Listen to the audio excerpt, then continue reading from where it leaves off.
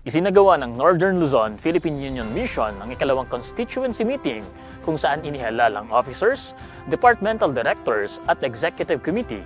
Dito, tinalakay rin ang pagbabago ng Constitution and Bylaws, pagtatalaga ng komite at iba pang mahalagang usapin. Ang detalye ng kaganapan, balitang may pag-asa, iyahatid ni Myra Jim Taniedo.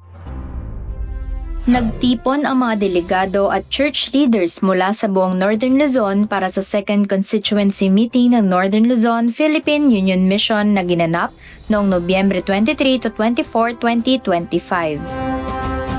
Sa pagtitipon, nagkasama-sama ang mga kinatawan mula sa lokal na simbahan, mula sa lay members, pastors at frontline workers upang pagdesisyonan ang mga mahalagang hakbang para sa direksyon at misyon ng Union, kabilang ang paghalal ng mga opisyal at department directors na magsisilbi mula 2026 hanggang 2030. Sa 2 araw ng pagpupulong, pinag-usapan ng NLPUM family ang naging daloy ng misyon nitong nakaraang taon. Nagbahagi ng mga plano para sa mas malawak na gawain at sama-samang nanalangin para sa susunod na mga hakbang ng Union.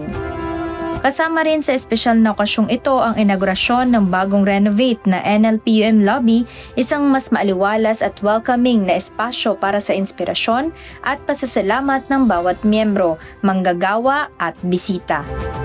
Sa pagtatapos ng constituency meeting, binigyang diin ang kahalagahan ng pagkakaisa at pagtutulungan sa paglilingkod upang mas marami pang buhay ang maabot at mapalakas ang misyon ng Iglesia sa buong Northern Luzon.